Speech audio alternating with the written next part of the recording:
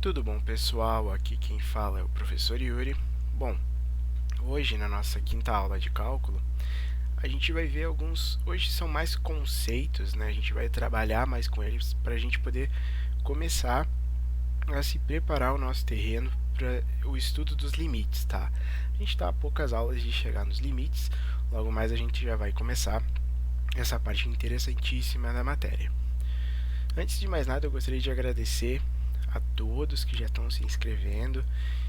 Tá muito legal o engajamento de vocês. Eu vejo a cada dia mais aumentar o meu número de inscritos, tá? E número de visualizações. Isso me motiva a cada vez mais a fazer mais vídeos para vocês, tá bom? Então, hoje a gente vai estudar o que? Família de funções, funções racionais, funções algébricas e funções trigonométricas, tá bom? Essa parte de funções trigonométricas, quando a gente chegar lá, eu vou dar um toque para vocês que vai ser mais fácil de entender. Vamos lá, então. Então, por que nós chamamos família de funções, né? As funções, elas têm muitos tipos, né? Elas são divididas em várias classificações, e quando a gente tem grupos de funções que apresentam características semelhantes, nós chamamos esses grupos de famílias de funções, esses agrupamentos de características e algumas definições parecidas, nós caracterizamos todas elas na mesma família. Então aqui estão alguns tipos de famílias de funções que a gente vai ver hoje. São as famílias das curvas, as famílias das funções x elevado na menos n e as famílias dos polinômios, tá bom? Antes da gente entrar propriamente para a família das curvas, vamos olhar essa família inicial, tá? São as famílias das retas, pessoal. A gente tem dois tipos de retas que a gente consegue ver, né, que são as nossas retas. Na verdade, nós temos três tipos: as retas horizontais, verticais e inclinadas. Mas o que acontece? A gente tem esse tipo aqui, ó, que são as funções constantes, onde f de x é igual a c. É o gráfico dessa função, y é igual a c, onde são retas horizontais.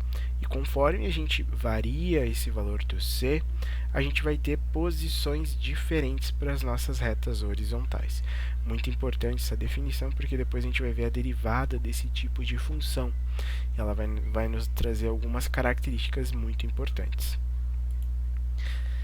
Além daquele tipo de reta que a gente viu, as retas horizontais, a gente também tem as retas com inclinação. Que essas retas, elas são equações do tipo y igual a mx mais b, onde esse m aqui, ó, se chama coeficiente angular, que representa a inclinação desta reta, e o b é o coeficiente linear, que mostra onde essa reta está cortando no eixo y. Então aqui, ó, eu tenho uma sequência de retas em que mantive o b fixo e variei o m, eu variei a inclinação. Então eu tenho esta reta, tenho esta, e assim eu tenho diferentes inclinações. Aqui foi feito o contrário, aqui manteve-se o m fixo, a inclinação sempre é a mesma, todas estão crescendo, mas é variado o valor do coeficiente linear, do b. Então ela corta em diferentes locais do eixo y, lembrando que o b é onde corta no eixo y, tá bom? Então agora nós entramos propriamente na família de curvas, né, que são as famílias das funções y igual a x elevado na n. O que significa? Né? Uma função x elevado a um p, a um número qualquer, né, que é uma constante, ela tem o nome de potência. Vocês devem lembrar da época da escola. São as potências, tá? E o que acontece? A gente sempre vai considerar p um inteiro positivo. Então aqui tem alguns exemplos, ó. Se eu tenho meu p igual a 1, eu tenho uma reta, y igual a x. Se eu tenho meu p igual a 2, eu tenho uma parábola, y igual a x quadrado. Se eu tenho meu p igual a 3, eu tenho uma função cúbica. Então eu tenho este comportamento. Se o meu p, né, o meu n ou p ali é 4, ó, ele tem segue o mesmo perfil das nossas funções quadráticas. Se eu tenho o meu x igual a 5, começa a ter o mesmo perfil das nossas funções cúbicas. E assim por diante, a gente tem um padrão que começa a se estabelecer, que é o seguinte, ó, a gente tem que dividir esse tipo de família de funções em dois casos. os casos das nossas funções, quando o nosso n ele é maior ou igual que 2 e todos os valores após esse 2 todos são pares, então a gente tem a nossa função x elevado na n, ela é par, e ela é caracterizada por isso, conforme aqui, ó, esse mais em azul forte aqui, ó, que está sendo caracterizado aqui, o que acontece? Esse caso é o x². Quanto maior for meu expoente, mais a minha função vai subindo aqui, vai ficando mais vertical essa tendência, e ela vai ficando cada vez mais achatada aqui embaixo. Por exemplo, x na 4 a gente já tem algo mais achatado ainda, até o x na 8 que é extremamente achatado. Então esse é o comportamento, quando o nosso n for par, né, e todos os valores, né, maior ou iguais que 2 e for par, a função vai ter esse comportamento parabólico. Conforme o n for aumentando, maior vai ser a tendência disso aqui verticalizar, e aqui embaixo a nossa base ficar cada vez mais redonda, mais indo em direção a parecer um U, um quadrado, tá bom? Aí o que acontece? Quando o nosso n é ímpar, as funções f de x, elas são ímpares e elas seguem esta tendência. O único que se diferencia é quando o n é igual a 1. Daí a gente tem a reta passando pela origem. Mas quando o n é igual a 3, 5, 7, ó, percebe que quando meu n é igual a 3, eu tenho este tipo de função. Ela sobe aqui positivamente e desce aqui negativamente. Quando meu n começa a aumentar, a tendência dela é verticalizar como na outra, ficar mais redondo aqui, e aqui a mesma coisa. Então, quando eu tenho o meu n cúbico, né, o meu n na 5, meu n ímpar, seria muito parecido com o n ao quadrado, só que o lado esquerdo reflete para baixo, tá bom? Além disso, pessoal, a gente também pode ter o nosso n desta forma aqui, ó, x elevado na menos n. O que acontece? X elevado na menos n nada mais é do que a mesma coisa que isso aqui, ó. Quando o nosso expoente é negativo, a gente sempre vai botar o número 1 dividido pelo x na n, pelo valor positivo. A gente vai poder se livrar do nosso negativo. E aí aqui, neste caso, a gente também tem que considerar dois casos, quando o nosso n for par e quando o nosso n for ímpar. Quando o nosso n for par, o gráfico ele vai estar todo virado para o mesmo lado. Isso quer dizer, as duas curvas elas vão ser simétricas, elas vão estar à mesma distância, elas vão ser uma paralela à outra. Quando o nosso n for ímpar, o gráfico ele vai ser simétrico à origem somente. A distância dos dois passando pela origem vai ser a mesma. Aqui tem um exemplo para vocês verem, ó. Quando o meu n é 1, ele é ímpar. Então, ó, eu tenho o meu gráfico passando simétrico à origem. Quando o meu n é 2, é par, ó, os dois seguem a mesma direção, a mesma tendência. Aqui é uma sequência que faz a gente repensar, faz a gente pensar novamente aquilo que a gente acabou de ver, que quanto maior é o n, mais é a tendência de se tornar vertical aqui e aqui mais arredondado, cada vez chegando quase a um quadrado, que é um vértice de um quadrado. Isso ocorre a mesma coisa quando o n é ímpar também. Então aqui, ó, dando um zoom naquilo que a gente acabou de ver, ó, eu tenho o meu mais azul aqui, que seria esses dois lados aqui que são paralelos, 1 sobre x ao quadrado, tá bom?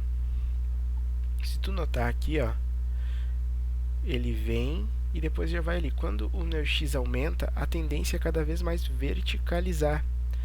E aqui embaixo ele vai ficando cada vez mais com um arredondado, cada vez mais próximo da verticalização, tá bom?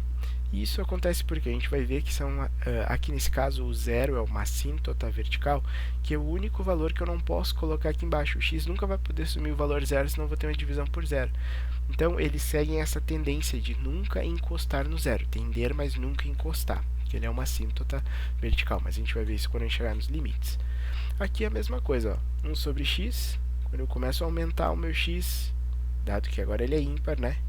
Seria muito parecido com ali, só que agora eu tenho essa reflexão no eixo da nossa origem. Eles são simétricos em relação à origem, tá bom? As funções potência, pessoal, o que significa? Tá? a gente tem primeiro os expoentes não inteiros, tá? O que eu quero dizer? São expoentes desse tipo aqui. Então, são alguns exemplos de funções que o expoente pode ser não inteiro. Então, eu tenho x elevado na 2 terços. Isso aqui seria a raiz quinta de x ao cubo. Mesma coisa aqui, x elevado na 3 quintos, aqui x elevado na menos 7 oitavos. Então, como que eu sei que isso aqui é x elevado na 3 quintos? Porque eu sigo essa mesma metodologia. Tudo que está do lado de fora vira aqui para baixo e tudo que está aqui dentro vem aqui para cima. Caso tu não lembre, eu fiz uma aula sobre isso. Eu vou deixar o card aqui em cima para tu entrar e dar uma olhada como é que funciona essa transformação. Então, aqui os polinômios. O que são polinômios? Né? Polinômio em x é uma função expressa como a soma de infinitos termos deste tipo aqui, soma de finitos termos, desculpem, em que c é uma constante e n é um número inteiro não negativo. Então, a gente tem toda essa sequência de somas finitas, termina aqui num ponto, em que cada termo ele tem o quê? Ele tem um valor constante, né? Um número que a gente chama que é a constante, e um coeficiente. Desculpa, o coeficiente e uma variável. O que acontece aqui, ó? Esse c na zero, ele não tem o x com ele, porque vai a mesma coisa que x elevado na zero aqui. O que significa x elevado na zero? É 1. 1 vezes isso aqui mesmo. Então, aqui a gente tem toda a construção desse polinômio, e aqui ele é escrito ao contrário, né? Esse cara como sendo o primeiro a ser visto. Esse cara aqui. Então, como é que a gente define, né, um polinômio? Né? Um polinômio ele é definido pelo seu expoente de maior valor. O que eu quero dizer com isso? O expoente de maior valor vai dizer o grau desse polinômio e já vai nos dizer quantas raízes esse polinômio tem. Por exemplo, aqui, ó, o maior expoente aqui, ó, é 1.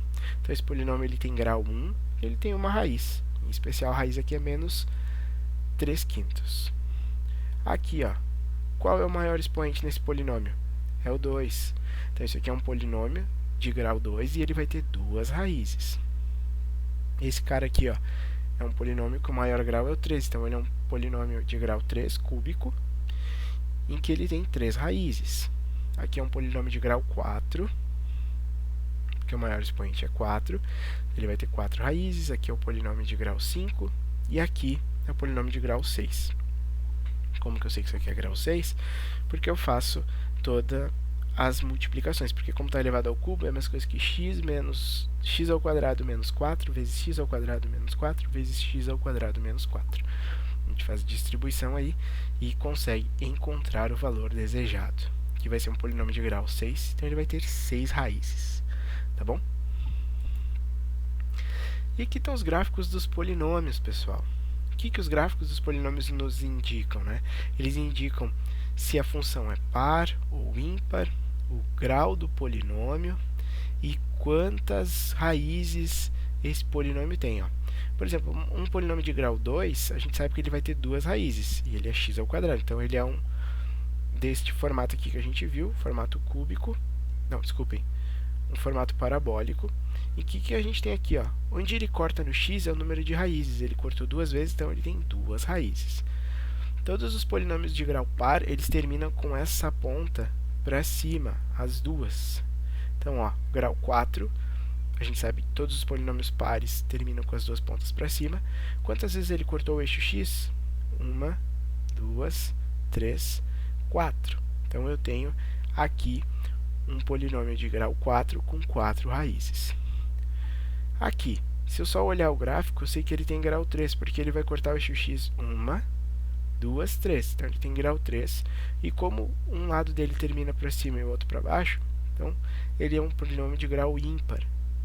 Aqui é a mesma coisa. Ó. Grau 5 é um grau ímpar, termina para cima e para baixo, corta 1, 2, 3, 4, 5 pontos. Tá bom?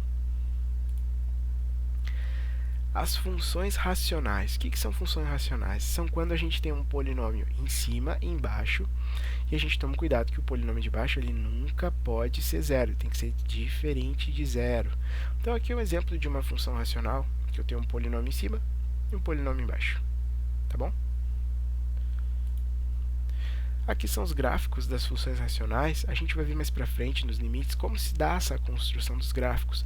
A gente tem que tomar cuidado com as nossas assíntotas verticais e as nossas assíntotas horizontais. O que são assíntotas? São valores que o polinômio não pode assumir, porque aí vai dar uma divisão por zero, aí vai aparecer problemas, os limites não vão existir nas nossas assíntotas horizontais e as divisões por zero são caracterizadas pelas assíntotas verticais. Mas isso a gente vai ver em limites, tá bom? Não se preocupa ainda.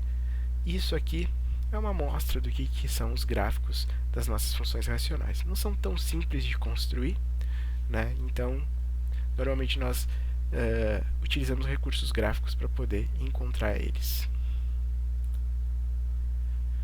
Funções algébricas, pessoal. O que são funções algébricas?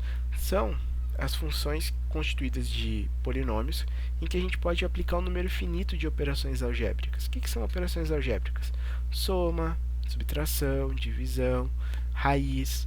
Então, o que acontece? As funções algébricas são todas as funções desse tipo, em que dentro do próprio polinômio, o polinômio está constituído de uma raiz. Aqui eu tenho um polinômio que vai ter raiz como seu coeficiente, e, enfim, a gente consegue misturar tudo que a gente viu até agora. Por que é importante a gente ver as funções algébricas? Porque em derivadas a gente vai ver como que essas funções determinam a taxa de variação daquilo do que essa função está determinando, né? Como que o calor diminui, qual é a taxa de variação do calor no tempo, por exemplo.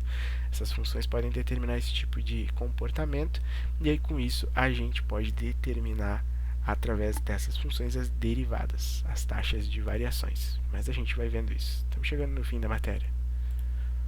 Estamos chegando no fim da matéria de funções, né? Os gráficos das funções algébricas são bem complicados da gente saber fazer, né? Então a gente sempre recorre aos recursos gráficos. Aqui tem um exemplo de um gráfico daquela função que a gente acabou de ver. Aqui tem outro e outro. Não são gráficos tão triviais assim de fazer, né? E as funções trigonométricas, antes da gente iniciar esse último tópico desse vídeo de hoje, que é bem conceitual, extremamente conceitual, peço que você vá pausando, diminua a velocidade e copie esses conceitos. É muito importante depois, na hora que a gente for construir eles em limites e depois em derivadas. O que vai acontecer? Essa parte de funções trigonométricas, eu já estou trabalhando com as minhas turmas do ensino médio integrado. Então, clica aqui, que eu vou te direcionar direto para a playlist de trigonometria para tu entender mais a fundo se tu não te recorda dessas funções, tá bom? Então, as funções trigonométricas, elas são muito importantes porque elas têm muita aplicação numérica. O que é isso?